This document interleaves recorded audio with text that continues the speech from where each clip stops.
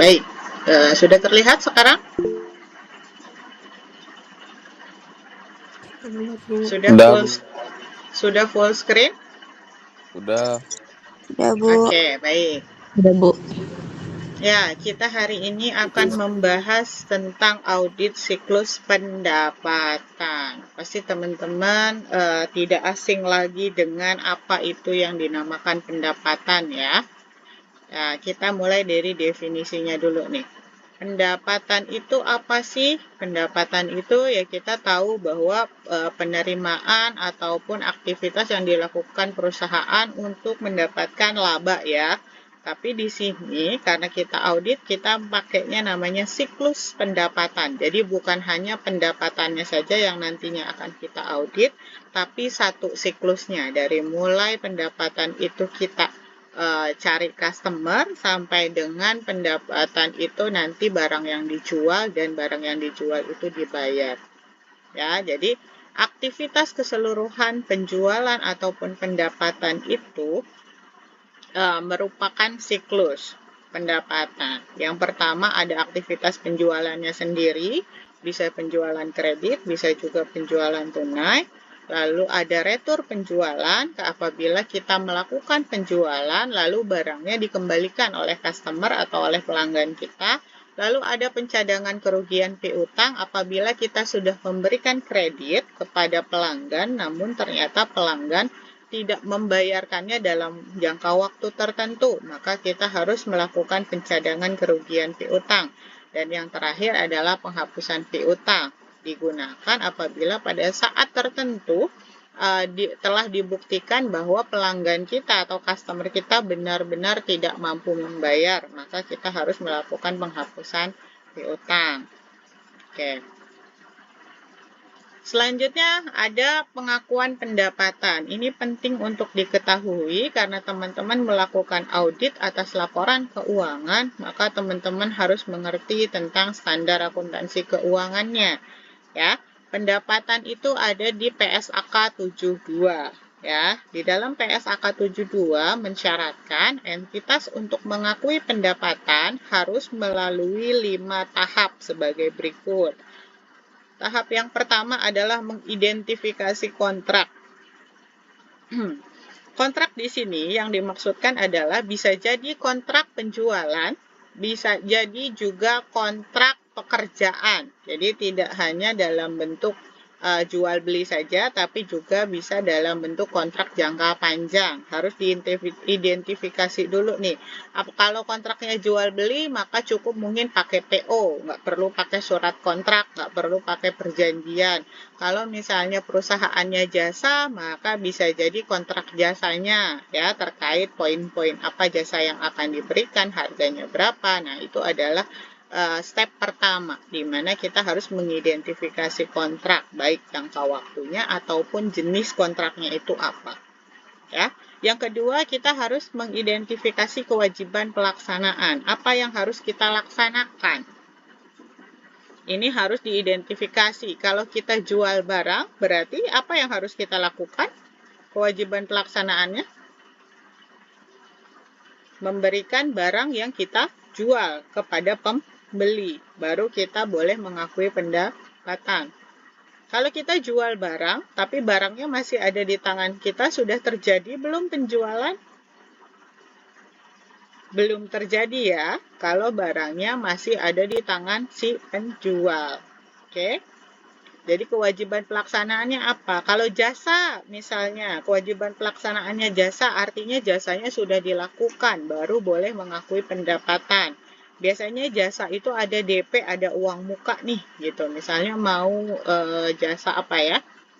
Jasa konsultan misalnya, sebelum melakukan pekerjaan konsultan selama sekian bulan, itu biasanya ada DP dulu nih. DP kontrak 20% misalnya. Maka atas DP kontrak 20% tersebut tidak boleh diakui pendapatannya karena belum dilaksanakan kewajiban konsultan. Yang ketiga, menentukan harga transaksi. Tadi di dalam kontrak, di dalam kewajiban pelaksanaan bisa jadi harga transaksinya lebih dari satu. Contoh misalnya di dalam kontrak barangnya yang dijual ada 5 jenis, berarti harga transaksinya juga ada 5 jenis. Itu maksudnya. Jadi masing-masing jenis tuh harus ada harganya masing-masing. Bu, gimana kalau jualnya lamsam? Jualnya paketan gitu ya, kayak sekarang nih paket lebaran Bu, pokoknya di dalamnya isinya macam-macam, ada 5 barang tapi harganya misalnya 100.000 udah ditentuin, maka kita harus wajib mengetahui dan menentukan harga per masing-masing barangnya berapa untuk pencatatan pendapatan di dalam laporan keuangan. Jadi tidak boleh lagi dicatat secara lamsam pendapatannya. Tapi kita harus tahu misalnya paketannya tuh isinya apa aja nih. Ada kue, ada sarung misalnya, ada sajadah misalnya karena hampers lebaran gitu ya. Nah, masing-masing dari barang tersebut tuh harga jualnya harus ditentukan oleh si penjual. Meskipun kita jual ke pembelinya secara lamsam. Lalu yang keempat, itu harus mengalokasikan harga transaksi terhadap kewajiban pelaksanaan. Tadi ini ada berkaitan dengan apabila kita melakukan kontraknya secara bertahap, ya. Jadi harus dialokasikan sesuai dengan kewajiban pelaksanaan. Misal tadi kayak jasa konsultan ya. Kalau jasa konsultan itu 3 bulan, kan nggak mungkin kita bisa langsung 3 bulan mengakui pendapatan, tapi kita harus mengakui pendapatannya setiap bulan. Atau biasanya kalau jasa konstruksi itu ada termin pembayaran. Jadi misalnya jasa konstruksi itu boleh menagih kembali pada saat progres pekerjaan 50%. Maka pada saat progres pelaksanaannya sudah mencapai 50%, progres pembangunannya sudah mencapai 50%,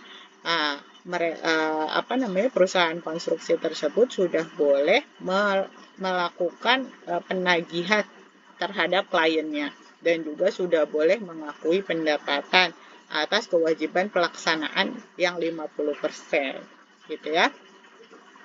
Selanjutnya yang kelima atau yang terakhir adalah mengakui pendapatan pada saat entitas memenuhi kewajiban pelaksanaannya. Jadi kita harus mengakui pada saat sudah memenuhi kewajiban pelaksanaannya. Kalau tadi konstruksi, maka pada saat 50% tadi kita boleh mengakui berapa persen nih sesuai dengan alokasi harga kontraknya.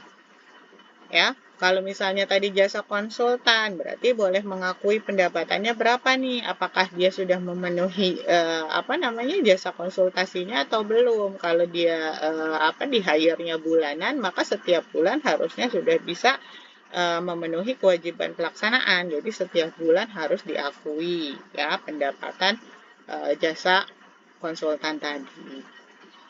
Oke. Selanjutnya, untuk tujuan audit siklus pendapatan. Nah, ini adalah asersi dari siklus pendapatan. Seperti yang teman-teman tahu, bahwa asersi ini adalah pernyataan baik tersirat maupun tersurat atas sebuah transaksi yang dilakukan oleh perusahaan. Ya. Oke, kita bahas satu-satu. Asersi keberadaan atau keterjadian. Kenapa kita harus menguji asersi keberadaan atau keterjadian di dalam siklus pendapatan? Ada yang tahu? Boleh interaktif ya. Silahkan open mic kalau mau menjawab, tidak masalah. Keberadaan atau keterjadian, kalau di siklus pendapatan, kemarin kita sudah membahas nih tentang asersi ini. Harusnya keberadaan atau keterjadian kalau pendapatan?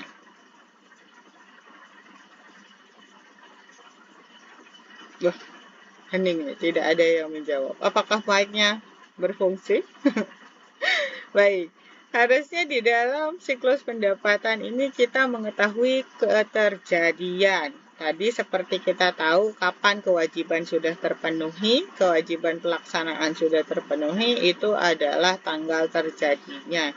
Maka tujuan auditnya kita di dalam asersi keberadaan atau keterjadian ini, kita harus mengetahui kapan kita berhak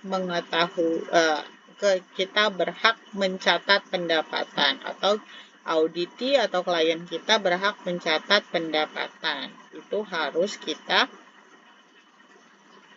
tahu sebagai auditor ya untuk menguji asersi ini. Jadi tujuannya dari asersi keberadaan atau keterjadian, kita mengetahui kapan pendapatan itu terjadi, kapan pendapatan itu berhak diakui gitu ya.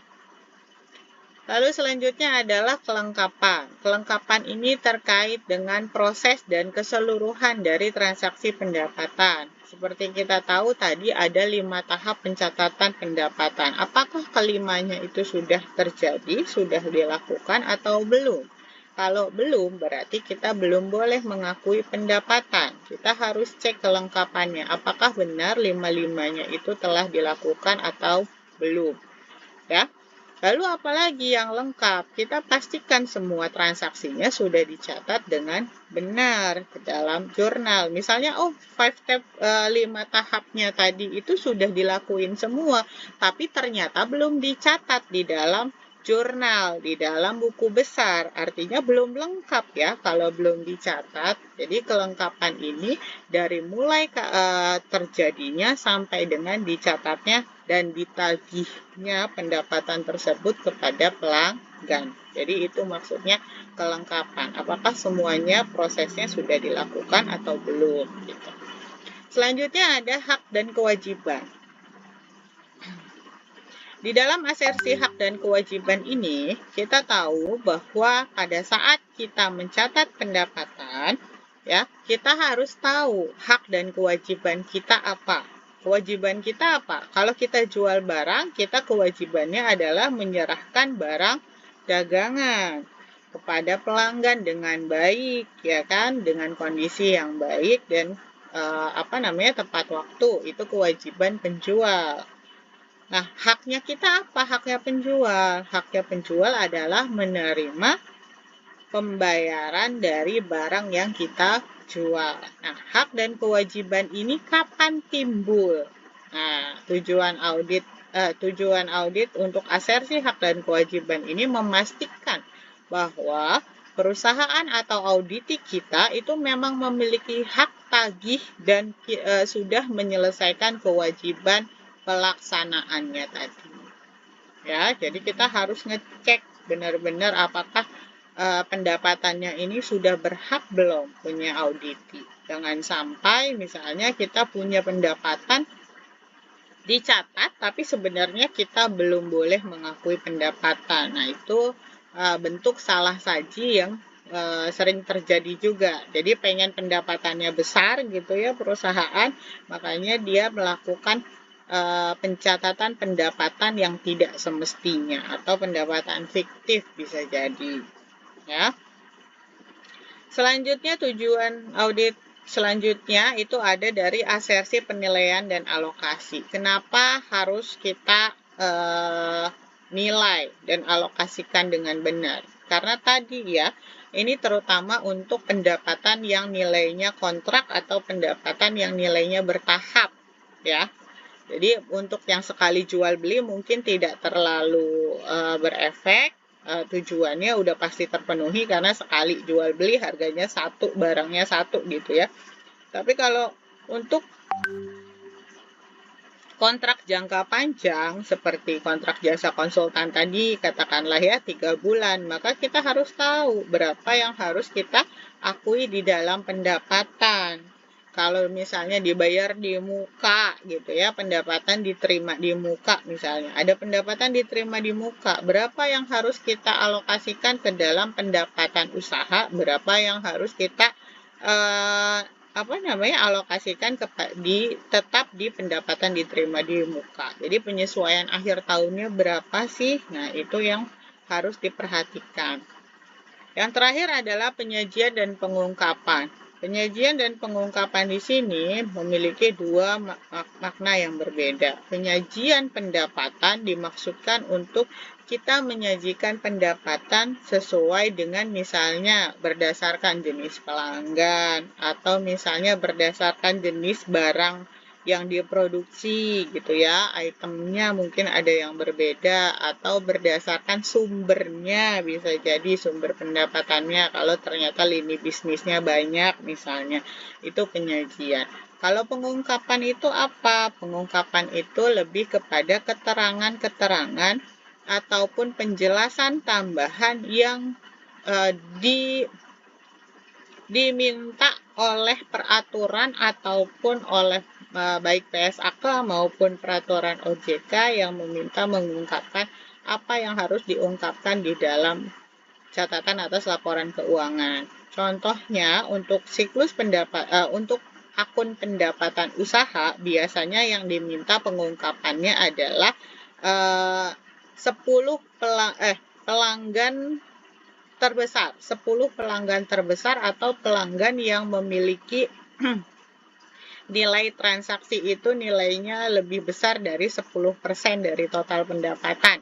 Misalnya kalau pendapatannya 100 miliar, maka kalau ada customer yang transaksinya 12 miliar, itu harus diungkapkan dalam laporan keuangan supaya kita tahu berarti customer terbesarnya siapa. Nah, itu ada di peraturan OJK-nya untuk 10% pelanggan 10 untuk pelanggan-pelanggan yang nilai penjualannya sendiri ya itu nilainya lebih besar dari 10% dari total pendapatan. Begitu. Nah, selanjutnya kita bicara tentang program audit untuk pengujian pengendalian siklus pendapatan. Apa aja sih yang harus kita lakuin dalam pengujian pengendalian? Beda dengan substantif. Kalau substantif kita itu ngecek invoice, kita vouching, kita ngecek dokumen. Kalau untuk pengujian pengendalian, kita lebih ngecek ke apa sih resikonya, apa sih potensi salah sajinya yang bisa terjadi di dalam suatu siklus pendapatan. Makanya di sini tahapnya atau program auditnya dimulai dari auditor harus memahami tentang sistem akuntansi dalam pelaksanaan aktivitas yang berkaitan dengan siklus pendapatan. Ya, jadi kita sebagai auditor sebelum kita melakukan audit di dalam suatu klien, apalagi klien itu baru gitu ya, kita baru megang kliennya, atau kita itu auditor baru, maka yang harus kita pahami adalah sistem akuntansi dari klien kita, bukan sistem akuntansi yang kita pelajari dalam teori buku, karena bisa jadi istilah yang digunakan di dalam perusahaan klien kita nanti itu berbeda. Mungkin intinya sama, tapi prosesnya mungkin agak berbeda karena menyesuaikan dengan sistem dan juga menyesuaikan dengan operasional perusahaannya. Itu bisa jadi. Maka yang wajib kita pelajari adalah nantinya sistem akuntansi yang dilakukan oleh klien kita tuh bagaimana sih? Kalau ada pendapatan itu harusnya bagaimana prosesnya? Kita baca SOP-nya mungkin, kita baca flowchart-nya mungkin, atau kita wawancara dengan karyawan yang berkaitan langsung di dalam siklus pendapatan yang kita pengen tahu ini. Ya. Lalu yang kedua, menentukan kemungkinan terjadinya salah saji. Nah, kita kan tadi sudah baca SOP, kita tadi sudah lihat flowchart-nya, kita juga sudah wawancara nih ke karyawan atau ke staf terkait.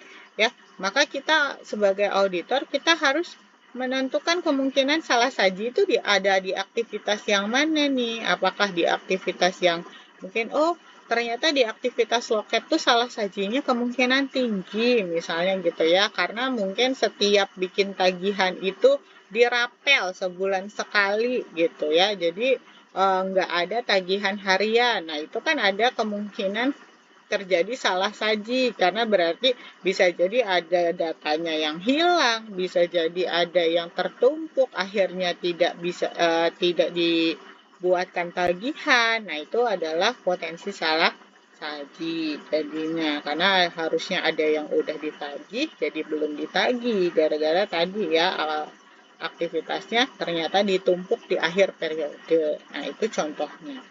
Yang ketiga, menentukan pengendalian yang akan dibutuhkan dalam mencegah terjadinya salah saji pada siklus pendapatan. Nah, tadi setelah kita tahu salah sajinya, kita harus tahu bagaimana sih pengendalian yang dibutuhkan buat mencegah terjadinya salah saji.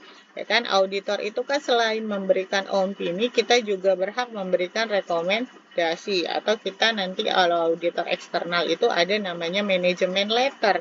Di dalam manajemen letter itu kita ada bisa memberikan rekomendasi bagaimana sih seharusnya salah saji ini bisa dicegah, bagaimana sih seharusnya kondisi pengendalian internal yang baik itu kita bisa berikan. Maka kita harus cari nih bagaimana sih dari aktivitas salah saji tadi untuk dicegah. Misal kalau soal tagihan yang ditumpuk tadi, kita menyarankan untuk dicatat setiap hari atau setiap ada transaksi pengiriman barang itu sudah disertai dengan invoice penagihannya, misalnya seperti itu. Itu contoh dari pengendalian yang dibutuhkan dari aktivitas salah saji tadi ya. Dan yang terakhir adalah menentukan tahapan audit yang tepat agar dapat melakukan deteksi mengenai keefektifan dari pengendalian. Setelah kita tadi tahu prosesnya, potensi salah sajinya apa, pengendalian yang dibutuhkan apa, barulah kita menentukan tahapan audit kita mau apa nih, yang mau diperiksa yang bagian mana nih, apakah pengendaliannya sudah jalan atau belum. Misalnya poin 1, 2, 3 itu ternyata sudah berjalan.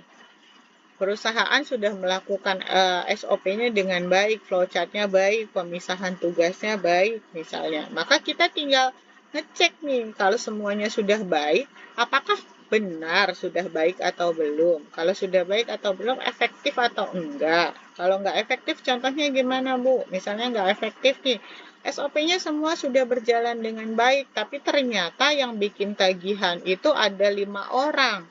Tapi sedangkan tagihannya itu misalnya setiap hari itu cuma ada 1 tagihan, tapi staf penagihannya itu ada 5 orang yang bikin invoice. Berarti kan dalam 1 hari ada 1 orang yang kerja, 4 orang yang enggak, misalnya begitu. Berarti kan itu tidak efektif untuk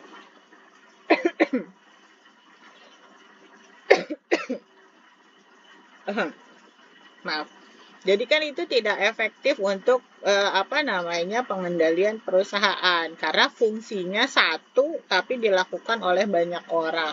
Yang bagus gimana? Yang bagus ada yang melakukan pengetikan tagihan, ada yang melakukan verifikasi tagihan, ada yang melakukan penagihan keluar ke customer sendiri, misalnya gitu. Jadi dibagi tugasnya, baru itu efektif. Jadi jangan numpuk di 1 orang ataupun banyak orang dengan tugas yang sama.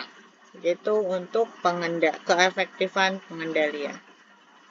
Ya, ini ada contoh flowchart atau bagan alir dari penjualan kredit. Kenapa dicontohin penjualan kredit? Karena kan lebih kompleks ya. Kalau misalnya penjualan yang tunai itu kan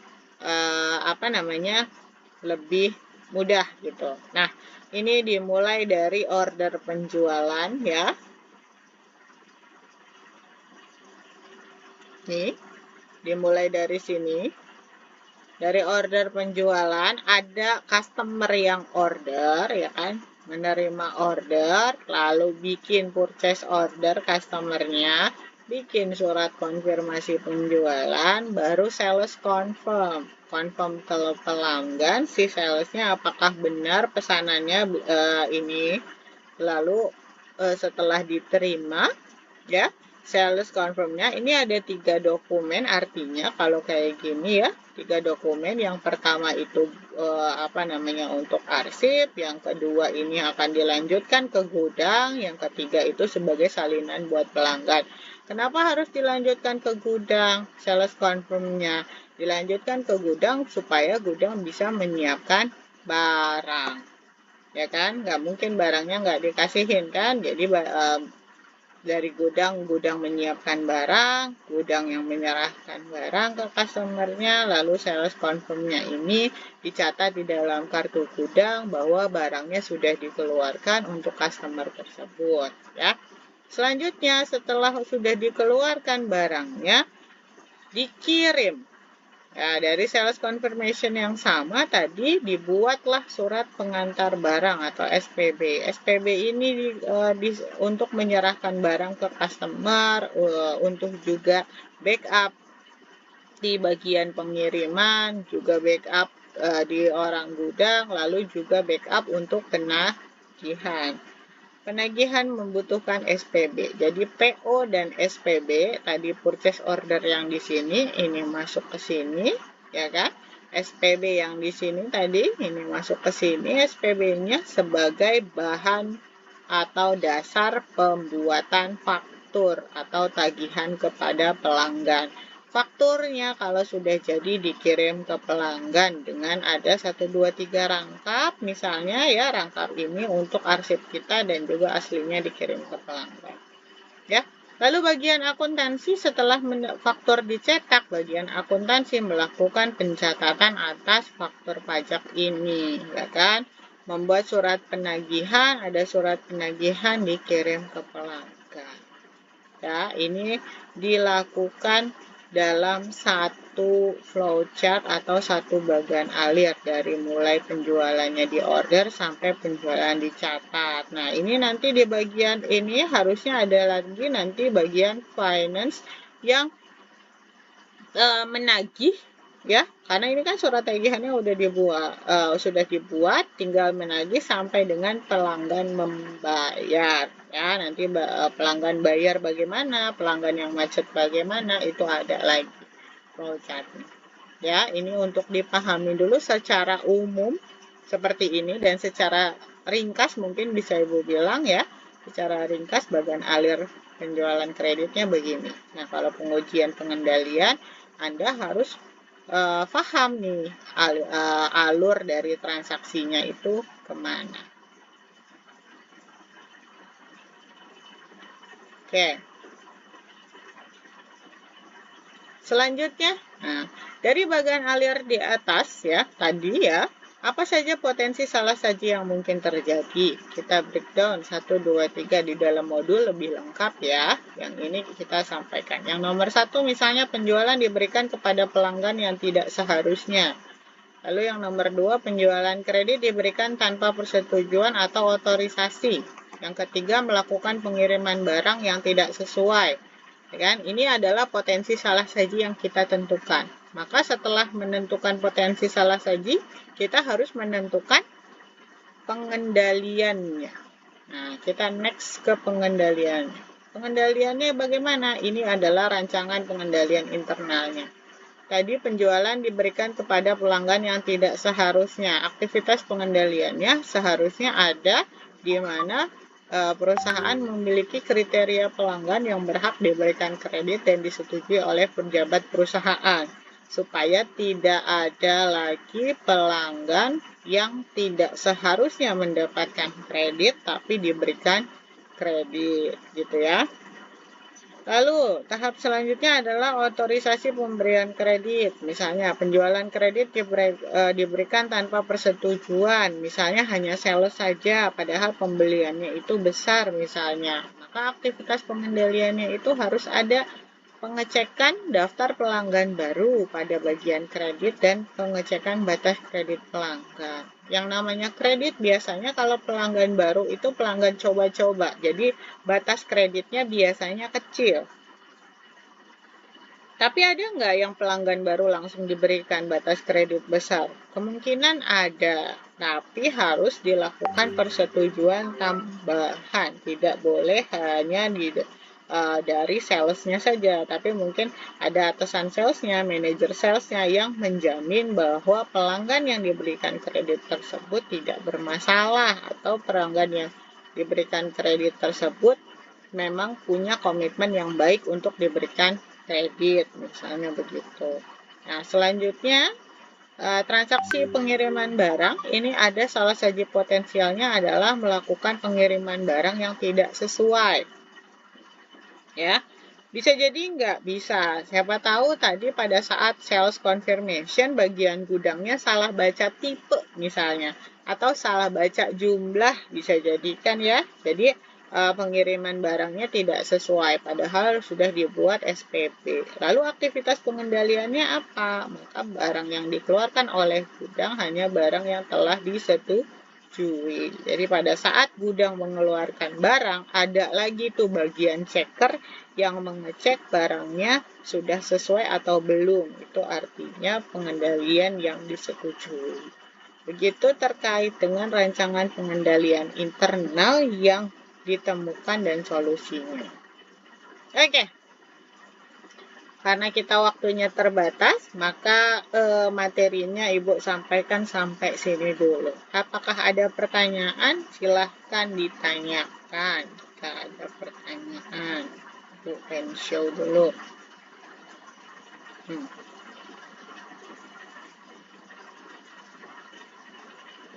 Ya, ada pertanyaan nggak teman-teman?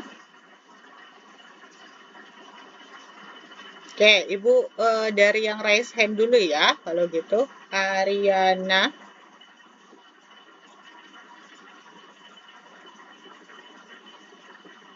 Halo, boleh di open mic-nya?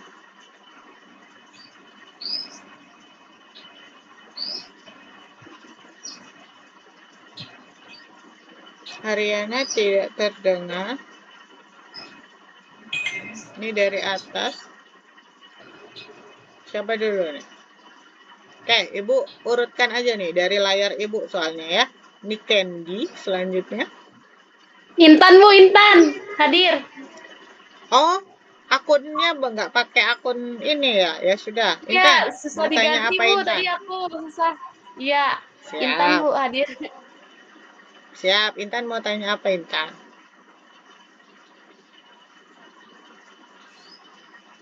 Apakah cuma menunjukkan kehadiran? Apa? Ada yang mau ditanyakan? Terkait dengan pengendalian internal, terkait dengan audit siklus pendapatan, bagian pengendalian internal, yang kemarin teman-teman sudah juga mengerjakan tugasnya. Ada yang ditanyakan mungkin terkait dengan tugasnya? Ayo, silakan. Rizka? Ada pertanyaan Rizka? Rizka Fitria?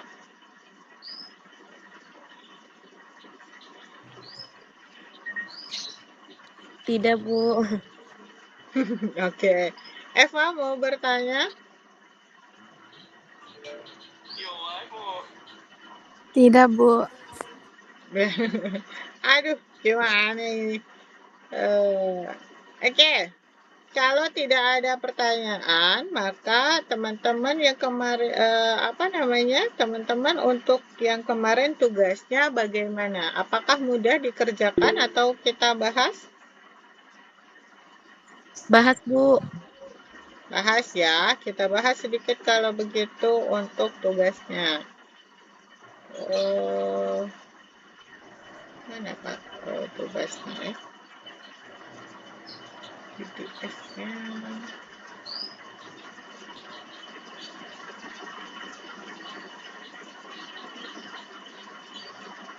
Oke.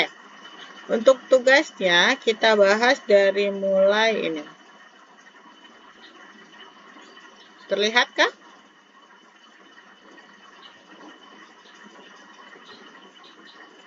Terlihat Ibu Bu. share? Ya, Terlihat Bu. ya. Oke, kita mulai dari nomor 1 dulu ya. Nomor 1, faktur untuk barang yang dijual diposting ke akun pelanggan yang salah. Nah, untuk kesalahan atau kecurangan ini kira-kira pengendaliannya apa nih?